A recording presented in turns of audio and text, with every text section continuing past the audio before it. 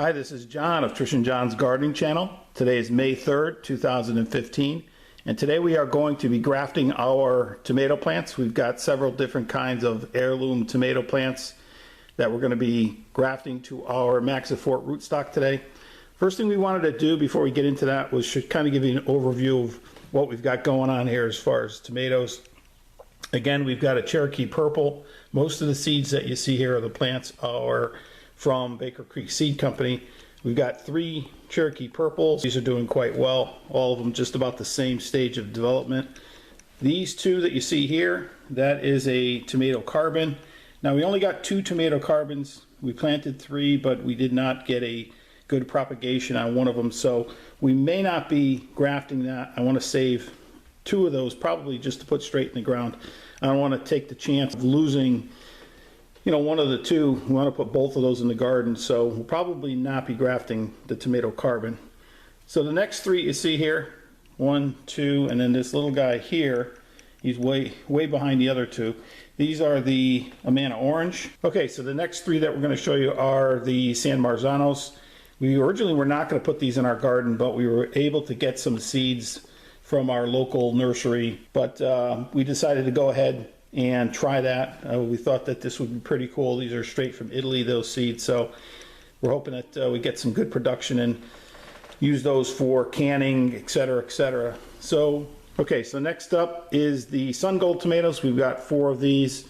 You see the one in the back there, I actually tried a test case of grafting this morning, so but that plant's still viable. You can see there's some suckers coming out, so even though we topped them and used it for grafting, we'll be able to use that plant, and that should be growing and have no problem at all in catching up with the others. I've still got about 3 weeks, 4 weeks until we're going to put these outside, so plenty of time for that plant to come back. These seeds we got from Johnny Seeds, the Sun Gold F1 hybrid. A lot of luck with those. We did the same last year and had bowls and bowlfuls of those tomatoes, so happy with those. The next 3 here, they're in pretty good shape, are the Paul Robeson. All 3 of them just about the same size and development.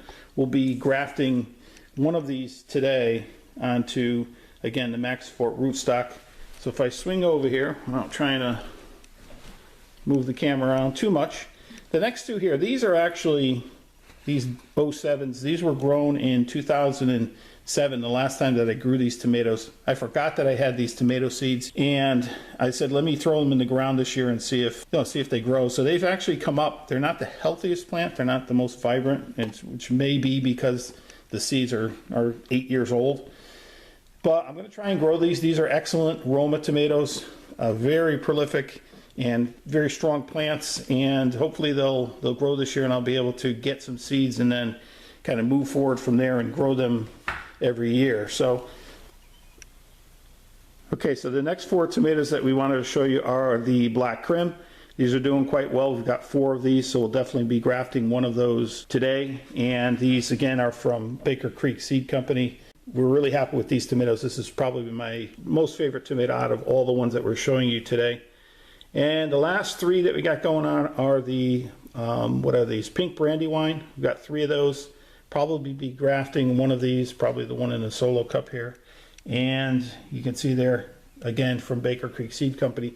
So again, that's an overview. Let me cut the shot here and I'll get a little close up and we'll start talking about the grafting process. Okay, so here we are. These are the tools that we're going to be using today to graft our tomato plants. You don't need a lot of tools to do this process. Really the most important thing is a razor blade. You could use a straight single-sided razor blade. I'm using a double-sided razor blade, and I went ahead and cut that in half just to make it a little bit easier to manage when you're doing some of the cutting.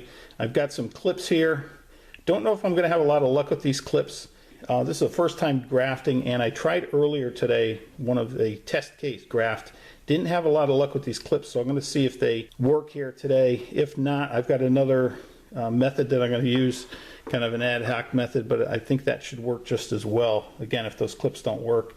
I've also got a set of shears here that I'm going to use to take off some of the lower branches, especially on the Maxifort rootstock plants, rather than using the razor blade.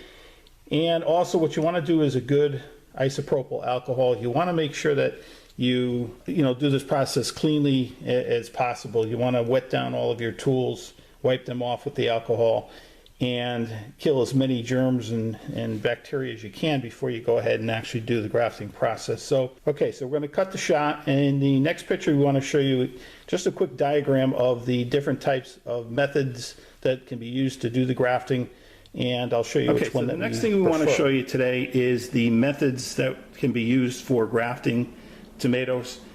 There are many, many different styles, different techniques that you can use. We kind of narrowed it down to 3 that we may try today. And we just wanted to do a quick diagram and show you what the 3 methods are before we actually get into grafting the tomatoes. So the first method, probably the easiest method, is basically a horizontal cut across both the rootstock and your scion plant, which would be your heirloom.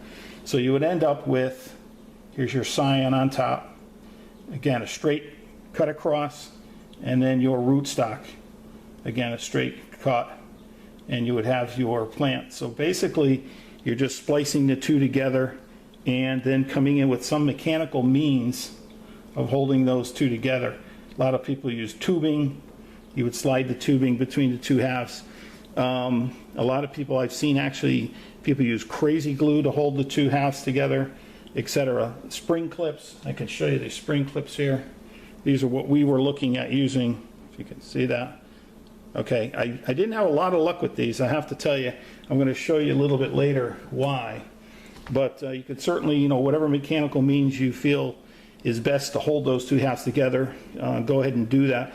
I don't prefer this method, at least, offhand, because I don't think you get a lot of surface area between the scion and the rootstock. You're just getting that annulus, whatever the diameter is, that's the surface area that you're getting. And I think the more surface area between the 2 halves, the better.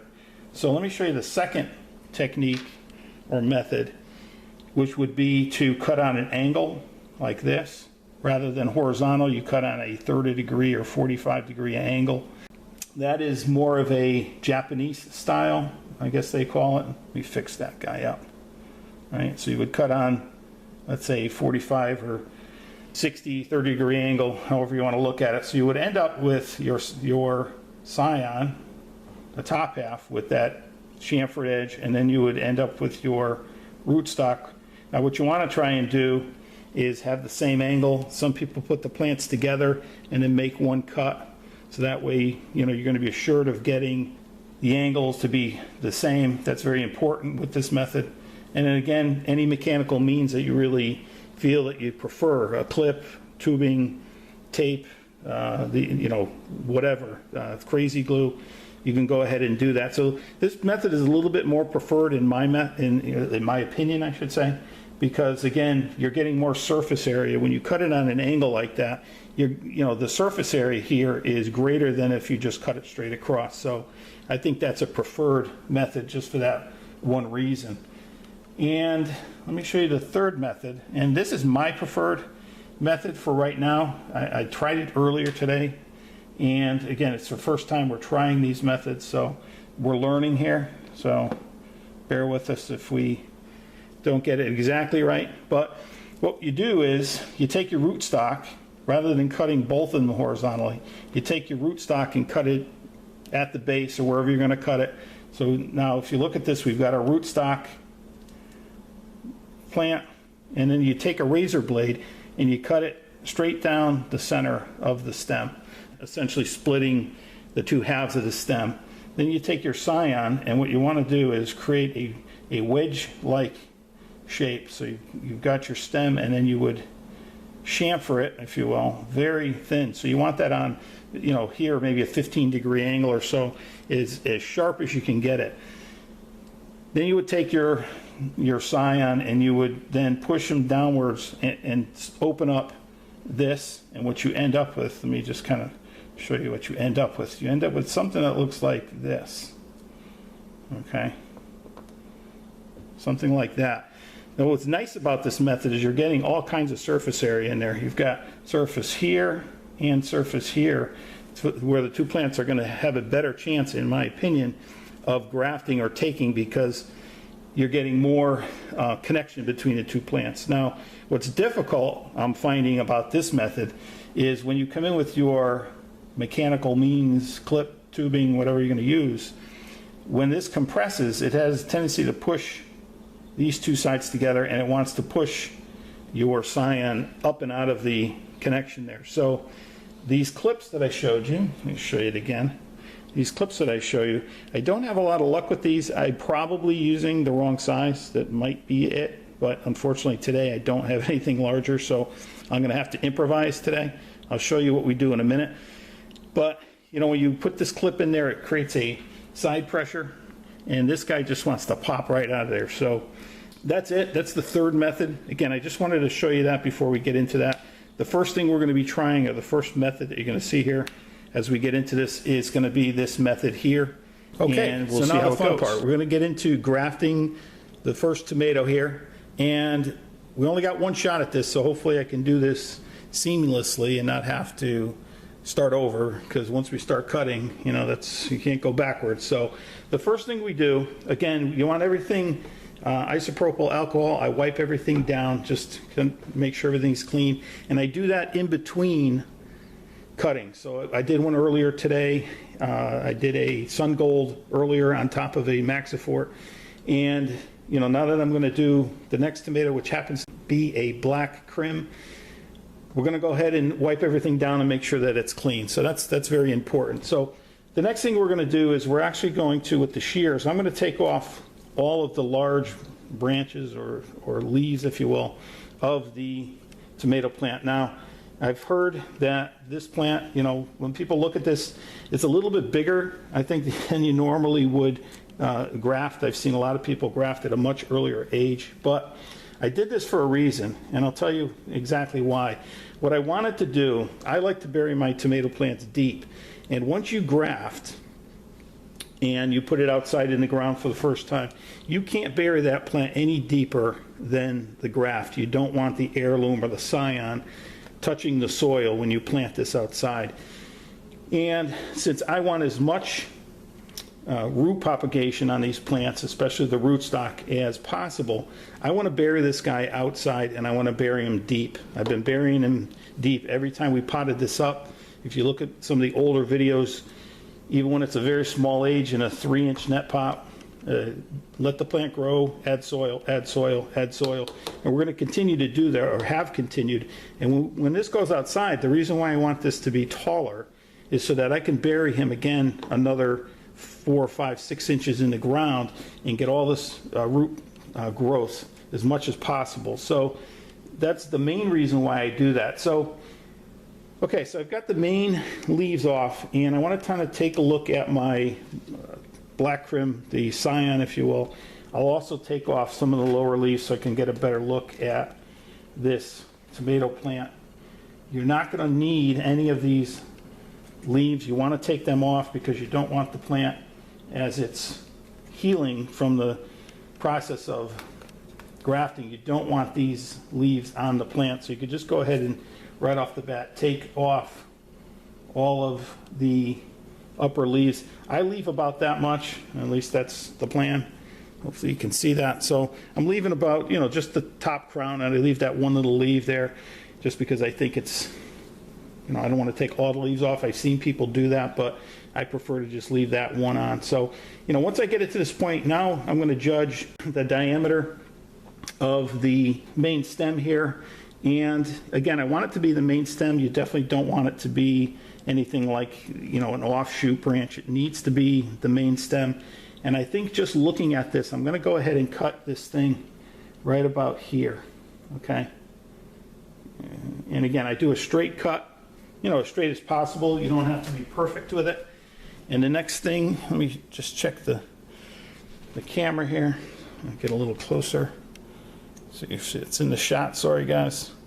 Okay, so we've got that. I take the razor blade just in a vertical position, and I want to take him and I want to basically split the top of the plant, just straight down the center as best you can. And I go down about 1/4 of an inch, maybe 3/16 of an inch, you know, just about like that, straight down. and I let him go. So I do the rootstock first. I think, once he's there, he could stay there quite a long time like that. I don't have to rush. But once I start cutting the black crim here, the scion, I think I just got to be as quick as possible to get this guy on top of here. I don't want to let him go too long, so I'm going to try and do it as quickly as possible. So, once I get that, I try and judge where I'm going to cut this guy as far as creating the top half. So I think, as far as the diameter, kind of judge him. I'm going to go just about here. Now, the first thing you do is cut him straight across again. You see here, just straight across. Again, hopefully you can see that. And then you want to create, and I apologize with the camera, but let me just cut this, and then I'll show you. What I'm doing here is I'm cutting a very, very low angle V notch in the stem here. I want to create something that, one more cut here, sorry guys. Okay, so hopefully you can see that, but as best as I can, I'm trying to create a V wedge, basically like an arrowhead, if you will, so that I can take him, and I'll put him here. And hopefully this is showing up on camera. And I want him to come in here and basically stick in there like that. Now what I'm finding, as you clamp down on the outer outer stem here, it has a tendency to want to push that guy up and out of there. And so I'm finding that the clips, I could try a clip here. I don't know if I'm going to have any success though. So if anyone could tell me what they do to use this method and avoid this from happening, I'd like to hear it. But you can see that as soon as I put pressure on the side, that guy wants to jump out of there basically. So what I'm going to do, let me just hold him there. What I've done is I've done this earlier today. It takes basically some painter's tape, maybe 5/8 of an inch long, just cut it. And I take that and I went ahead and just put him, oops, like that. Now, take that, he's definitely in there, and I go ahead and crimp it like that. And I think really that's all you need. You're just going to make sure that he's engaged, and then I wrap him around once, twice, and I don't go all the way because I'm gonna want to unwrap this in a couple days, or maybe a week. I want to take off the painter's tape and check how things are doing. But you know what? I think that's going to work. I know it's not traditional. I know it's not tubing or mechanical means, but I guess it is a mechanical means. It's just a little bit different, I think. I don't know if I've seen that, but I'm going to try this. I hope it works. I hope it works. Really the idea is to keep the top half connected to the lower half. Other than that, I'm not sure what more you can do to, at least with what I've got on hand. Unfortunately, I wanted a graft today, and I don't have any other means of holding these together. But I think this tape might be the trick. It looks like it definitely, you can feel that there's a mechanical connection. I push down on the top gently, and I feel that it's held tight against the V notch in the Maxifort. So anyways, that's it. Let me go ahead. I'm going to set up the shot for another one. We'll go through, just in case this one didn't come out clearly, we'll go through and I'll show you another graft. Okay, so we're going to go ahead and do another graft here. This happens to be a pink brandywine. Again, the one on the left here is my Maxifort rootstock plant. Again, this plant is around 34 days old, so you can see the difference. This is 24 days, this is 34 days. So vim and vigor, these guys go nuts, so you got to be careful and not letting them go too far. I probably have let them go a little bit too far, but that's okay. I think it's going to work anyways. But before you go ahead and do your cuts again in between, you want to make sure everything is clean. I've wiped everything down with rubbing alcohol and get ready to go here. So let me show you again. I use the shears. I just think it's quicker. You can use the razor blade, but to take these off, I just find it's a little bit quicker to go ahead and use the shears. So we go ahead, cut him down. And again, what I'm doing here, let's put that aside. I want to take and kind of gauge the thickness of the plant here. This is actually quite sturdy on the bottom, so I might cut him off all the way down. So I may go ahead and cut him a little lower. And again, now I'll use my razor blade. I'm going to cut him right below this node. Again, it's pretty much horizontally across. Okay. Again, hopefully you can see that. Let me see a shot. Yeah, so pretty much horizontally across. Then we take our razor blade here, vertical, and you want to go ahead and just split that guy right down the center as best as possible. Go ahead and split him just like that. Do about 1/4 of an inch or so. All right, then we're going to take our pink brandywine. We're going to do the same type of thing. We're going to take off the main leaves on the bottom. 1, 2, let me set him aside. I'll put him here. And we want to go ahead and clip that guy. Clip that guy. And again, I'm going to leave just that one leaf. I don't know if I should or if that's preferred, but I'm going to, especially in this case. There's not a lot of growth there, so I want to leave a little bit on there. So what I do here is I'm going to take him and I'm going to pretty much cut him off right at the bottom. Okay, right at the base. Okay, put that aside for now. Okay, so again, you've got your scion, you've got your just the top half of the plant. Again, I could trim him back. I may trim him back depending on, if this dies back a little bit in the process over the next day or so. I may just cut him off, but for now I'm going to leave him. So you take that. Now what you want to do again with this guy is you want to create a V-notch, arrowhead point, if you will. So let me go ahead and do that. Okay, you have to cut it a couple times here, just to get as much of a point as possible. And you lose a little bit of the plant, so that's why you cut it right at the base, because you're cutting and you may have to trim 2 or 3 times to get the knots that you're looking for. So you may lose some of the plant in the process, some of the stem that you originally had. So again, once you create that V notch there, hopefully you can see that, and we put that guy right on top of him. Okay, again, I'm not even going to try the clip this time. Again, I like this method, but I don't like those clips per se. And even if I had tubing, as I slide the tubing up over, which typically people do, they put the tubing on and then slide it up after the scion's on. I'm not sure how that would work. So I've got to do a little bit more investigation on how to make those clips work, or tubing work with this method. But I'm thinking, just something like that. Again, I did kind of an overlay here. Just let that overlay and then come around. I'm not even going to do that in this case. I'm just going to leave it like that. Just leave that tag out there. Again, I push down to make sure that they're mechanically engaged. I can feel it, pushing down. It's a nice hard connection. So I know that we've got good mechanical connection between the two, and really that's all I could hope for. What more can you do? Tape's a little bit, probably, I'm not sure how many people use tape like that, but I think that's okay. I don't see any reason why you couldn't use it. It's pretty benign. It's not like I'm using Scotch tape or anything. This is painter's tape, and it's meant to be removable. So again, that was a pink brandywine. I've also did the black crim, I believe it was. I'm forgetting now. Yeah, it was a black crim, sorry. So anyways, let me do a little bit more grafting here, and then I'll kind of show you what the plants look like after the process is complete. And then I want to take you downstairs. I want to show you what the setup looks like. Okay, so we've got our 5 grafted tomato plants here. We're going to stop with 5. I was going to do more today, but I think I'm going to just do 5.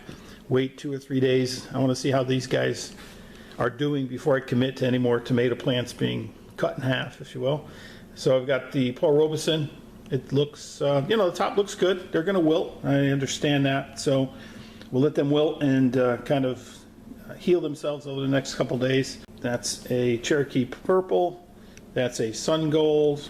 Kind of interesting to see how that one's going to do. Those little yellow cherry tomatoes on a Maxifort rootstock, our black crim, and the pink brandywine. So let me put these downstairs. We've got, I want to show you what we got going down there. We've got a dome set up to kind of keep in some of the humidity. We want to keep these warm, humid, and out of direct sunlight for at least probably until next Saturday or so, and we'll be giving you an update on how these things are doing over the next week or so. Okay, so let me cut the shot and we'll go downstairs and we'll show you what the setup looks like.